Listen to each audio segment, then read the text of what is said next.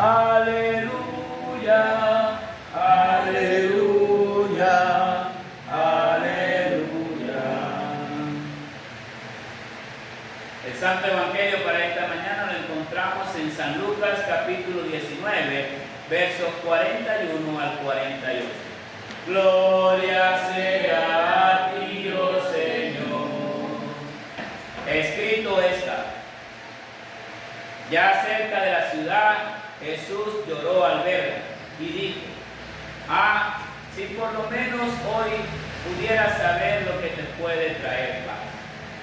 Pero eso ahora está oculto a tus ojos, porque van a venir sobre ti días cuando tus enemigos levantarán un cerco a tu alrededor y te sitiarán y te destruirán por completo, a ti y a tus hijos dentro de ti, y no dejarán en ti piedra sobre piedra, por cuanto no te diste cuenta del momento en que Dios vino a visitar. Después Jesús entró en el templo y comenzó a echar de allí a todos los que vendían y compraban. Decía: escrito está, mi casa es casa de oración, pero ustedes han hecho de ella una cueva de ladrones. Todos los días Jesús enseñaba en el templo, pero los principales sacerdotes, los escribas y los principales del pueblo procuraban matarlo. Sin embargo, no hallaban la manera de hacerlo, pues todo el pueblo estaba pendiente de lo que él decía.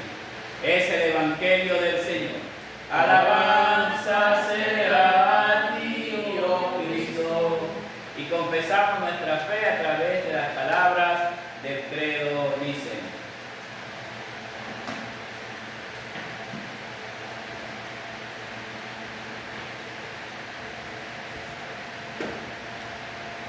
Creo en un solo Dios, Padre Todopoderoso, Creador del cielo y de la tierra, y de todo lo visible e invisible. Y creo en un solo Señor Jesucristo, Hijo unigénito de Dios, engendrado del Padre antes de todos los siglos.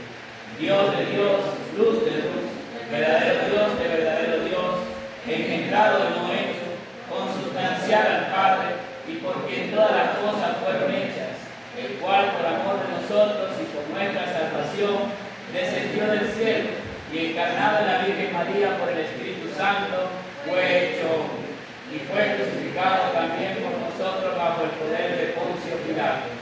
Padeció y fue sepultado y resucitó al tercer día según las Escrituras y ascendió a los cielos y está sentado a la diestra del Padre y vendrá otra vez en gloria a juzgar a los vivos y a los muertos, y su reino no tendrá fin.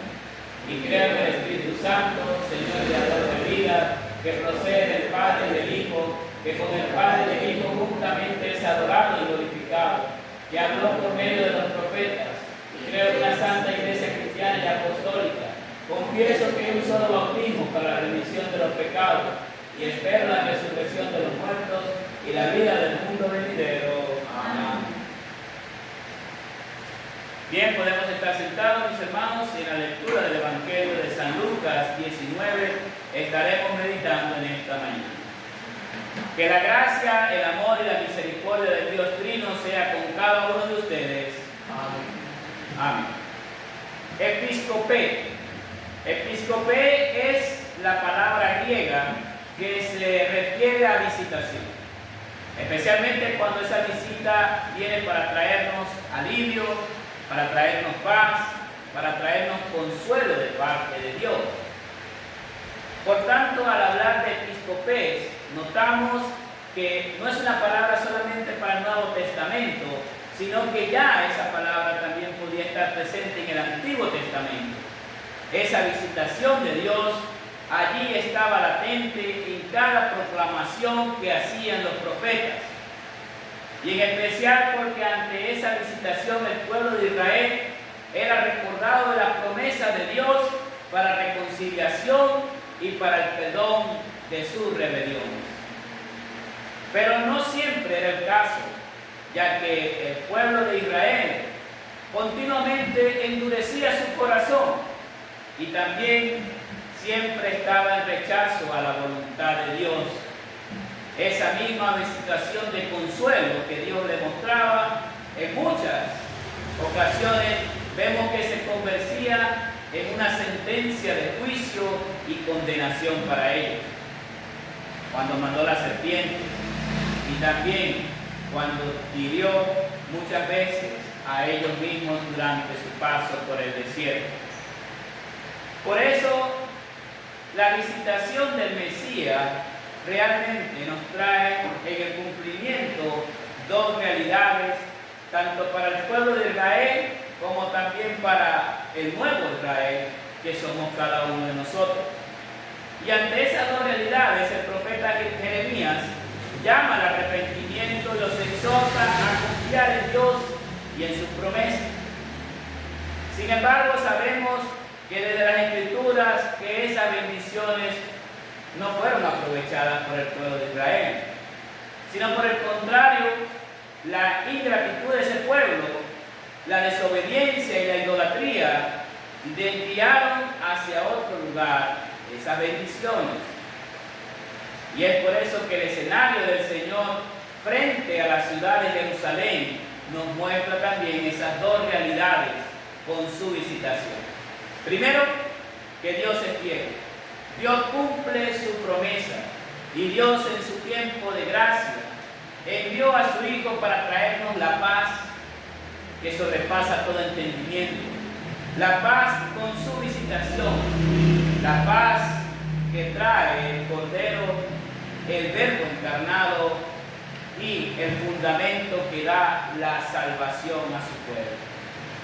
Y por otro lado, vemos a un Israel infiel, un Israel que rechaza la visitación y los beneficios de Dios.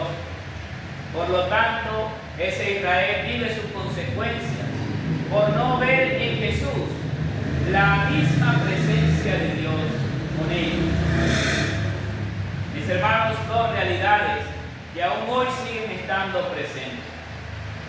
Por otro lado, por un lado, bendición para la iglesia que se aferra en fe a Cristo como el único fundamento para alcanzar la salvación.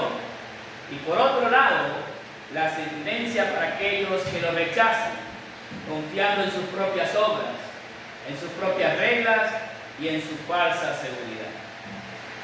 Los judíos se creían seguros por el simple hecho de haber sido escogidos para ofrecer la salvación al mundo.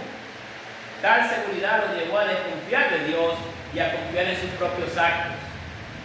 Al final rechazaron la promesa de la visitación de Jesús, perdiendo el privilegio de Dios les otorgada por gracia, como un regalo para ellos, pasando a convertirse entonces en una sentencia de juicio, como una roca donde ellos chocaban constantemente.